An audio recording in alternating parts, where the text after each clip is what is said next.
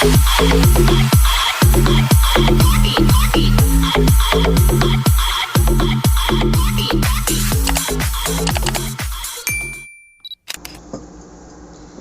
guys, welcome back to my channel and thank you so much po. Medyo matagal din po ako nakapag-video kasi nag-focus din po kasi may full-time job din po ako. So may mga new tasks ako na ginagawa. Pero I'm so happy and very thankful po ako dun sa mga nag-support sa akin, especially sa mga nag-subscribe at nagtiwala sa channel ko. Ayun na nga po, na-reach ko na yung requirements ni Tatang. 1,000 bananas mahigit na po ako, and then 4,000 time watch hours na rin po ako. Kaya nung nakita ko na may apply button na besh sa baba, kinlik ko na po kaagad yan. Ayun po, nung may nakita na akong apply button dun sa baba, nag-apply na po agad ako. Kabado ang lola mo, besh. Kasi parang, ang dami ko kasi nakikita na nagsasabi sa Facebook na pag nagkamali ka doon ng pag-fill out, kesyo matatagalan na sa Google AdSense. So, ako kabado ko nung nag-fill out ako ng form. So, ang ginawa ko muna, apply. So, kasi pag nag-apply ka, after noon, may fill up ka na. Ayan, papakita ko kung ano yung mga ginawa ko. Ano yung step by step na ginawa ko. Nag-fill out ako, yung details ko para sa Google AdSense. So, kailangan doon yung ilalagay mo is kung ano talaga yung details na sa'yo. Address mo, permanent address mo, pangalan mo talaga. Ayun, yun yung ilalagay mo doon. Tsaka yung complete details mo. Kasi pag nagkamali ka doon, besh, parang matatagalan ata yung pag-antay mo sa Google AdSense. So, imbis na pera na, ma-extend pa. So, yun yung para sa Google PIN. And then, yun, nag-fill out na ako. Then, third, 3 steps yun. So, yung first step yun, yung mag-fill out ka. Then, second step yun yung para sa Google AdSense. Makikita mo, done. And then, yung third, yun na yung waiting ka. Kung na-money ka na ba, kung magkaka-ads na ba yung video mo. So, kabado kasi ang nakalagay dun, minimum of 30 days daw ang aantayin ko. So, parang kabado ko na parang, bakit 30 days? Yung iba parang ilang days lang. So, tanong ako ng tanong dun sa mga friend ko na, mga vlogger, mga small YouTubers din na, normal ba to? Bakit ganito? Sabi nila, okay lang yan. Sabi nila, nakakaba talaga yun yung tipong i-check mo mayat maya yung email, Gmail mo. Tapos ngayon, yung first, kasi Monday yun. So, nung Monday last week, Monday last week, March 15, 4:30, ako nag-send ng application ko. So, yun na, waiting ako. May ako nag-check ng email, kinabukasan, Tuesday 16, sabi ko, may na-receive akong email. Kasi yung email na na-receive ako, kinabahan ako, akala ko, hindi ako nakapasok. So, ito yun. Ayan, sabi niya, apply for monetization. Sabi naman dito, na-reach ko na daw, ang sabi, Flair, hi Flair Angel, your channel has passed the 1,000 subscriber and 4,000 public watch hours in the last 12 months. So, requirement daw yun. So, your channel is not monetized. Nalungkot ako dun, bench. Pakita ko dyan yung message sa akin. So, sabi ko, kasi second day na nag-apply ako nun, sinend ko kagad dun sa kakilala ko na, kasi siya money na siya eh. Sabi ko, besh, okay ba to? Normal ba to? Hindi ata ako nakapasa. Sabi niya, wait mo lang. Sabi niya, matanda na raw ka nga kasi si Lolo. Minsan daw late talaga siya nagbibigay ng notification. So, kabado ang lola mo. Tapos, eto na, kinabukasan, siguro mga Wednesday, March 17. Hindi naman ako nag-antay, parang sabi ko, bahala na kung mapasa o hindi. Bahala na si Lord kumpara ako dito. Kasi, kailan ako gumawa ng channel ko kasi nga, nagkakaedad na tayo. Gusto ko rin mapakita yung mga talents ko. Wala naman kasi tayong capable na mag-apply sa mga GMA, sa mga ABS-CBN. Kasi nga, ayun na, nagkakaedad na tayo. Pero, we are not too old na i-continue yung dreams natin. Yun lang yung lagi kong motto. Wala sa edad yun. Dito na, yung Wednesday ng hapon, nanonood lang ako ng mga nail art kasi pinag-aaralan ko nga, wala pa naman din kasi ako certification, aral-aral lang. Nag-art ako nag-pop up sa email ko. Ito na nga yung email niya. Pakita ko sa inyo.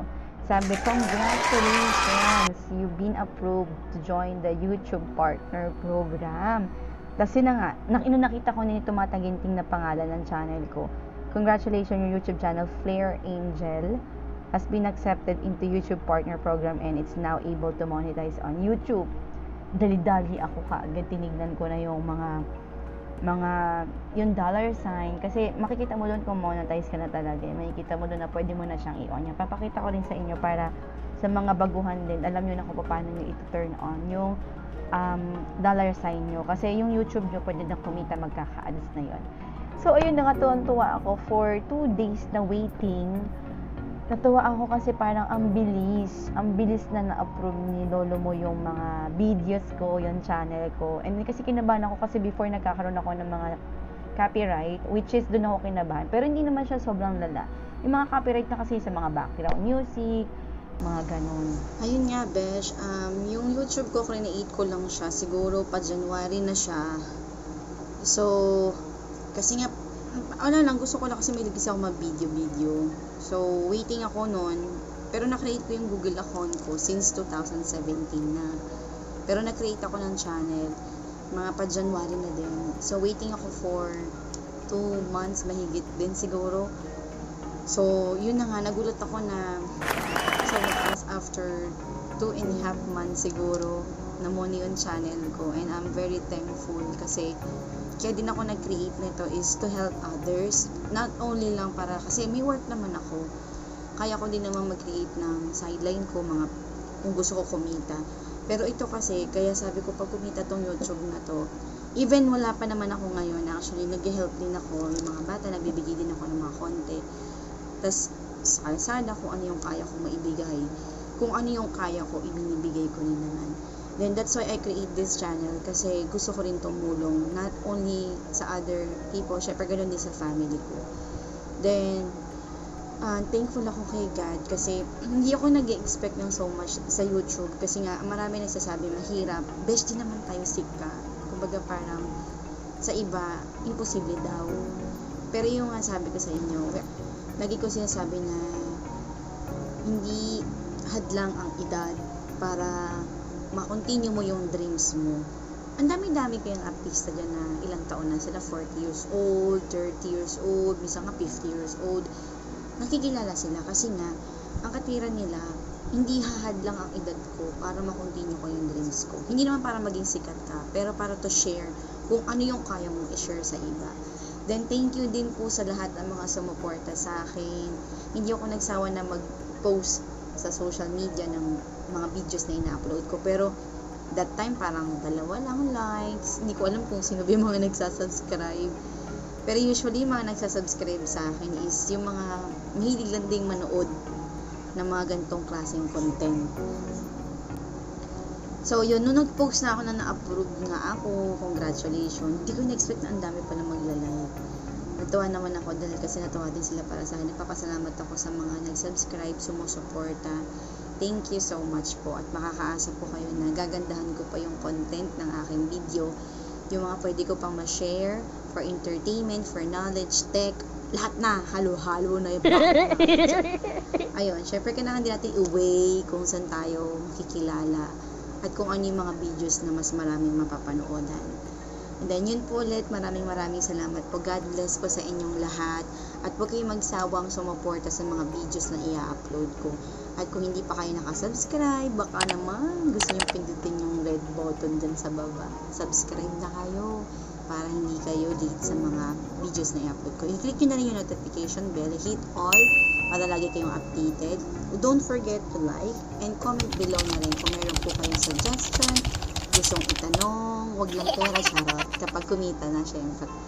Ayun, tapos i-share nyo na rin po ito sa iba para po maging inspiring din sa kanila, lalo na yung mga nawawalan ng pag-asa na hindi ko kaya yan, hindi ko marunong na ganito. Mobile phone lang po ang gamit kong pang-edit ever since.